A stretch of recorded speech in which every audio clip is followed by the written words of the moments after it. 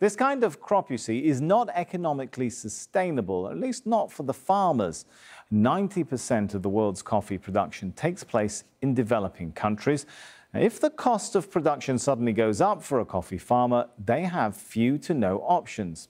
Now, there are growing calls for leading companies, including Nestle and Starbucks, to commit to buying coffee at more than the cost of production.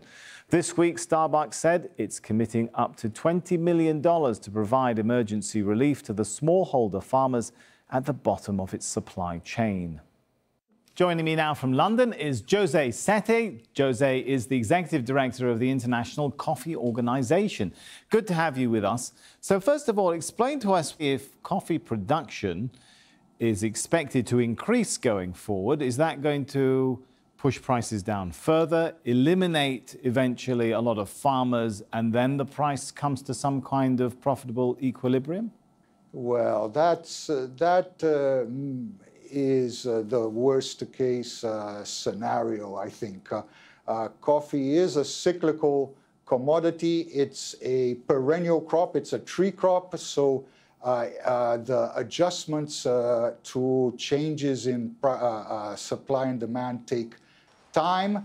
But what we need is much greater support from the industry during this difficult period. And this is in the self-interest of the industry.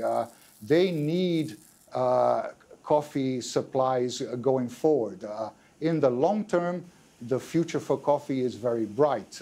Demand is increasing steadily. We are opening new markets, especially in Asia.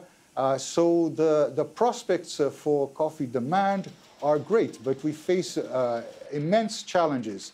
First in prices right now, that's an immediate challenge, but in the medium and long term, we have to deal with climate change. We have to deal with aging farmers and attract youth to coffee farming.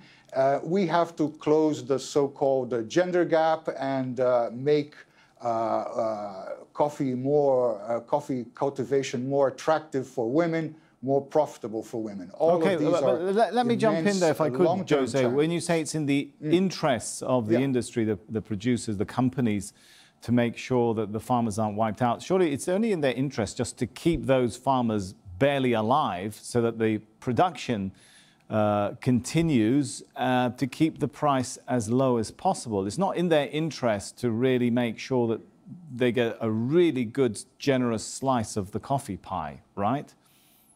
Well, look, the amount that goes to of the total revenues of the industry that goes to farmers is very small. Well, it is. So my question is, what's the solution? If it's not a cartel and regulation, I mean, what can you do? The livelihoods of 25 million people could be at stake. So how do you help them without distorting market forces? Like I said, I think we have to raise awareness in the industry about their shared responsibility so that they can invest more in the sustainability of coffee farming. Let me just give you a couple of figures. We estimate that the total revenues from coffee all over the world per year are around more than $200 billion a year. Now, of that, maybe 16 billion, around 8%, reaches the farmer. In addition, the industry does already invest in some sustainability initiatives, and that we estimate to be around $350 million a year. Now, this is the figure that I think needs to be looked at carefully, and the industry needs to really up their game and increase this and invest a lot more in the sustainability of farmers, which are the base of their business. If they don't, farmers can switch crops.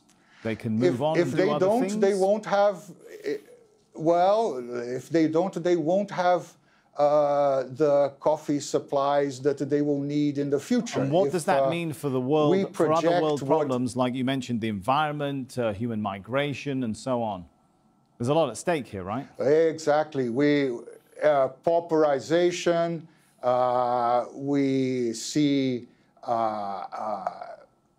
unauthorized migration, both from Central America to the US, but also from Africa to Europe. So this is likely to put more pressure on the existing tendencies that are already out there. So as I said before, it's in the self-interest of the roasting industry to invest more in the health, in the sustainability of the farmers. Thanks so much, Jose. You've given us a lot of ideas to distill over a cup of coffee. Thanks. Thank you, and keep drinking coffee.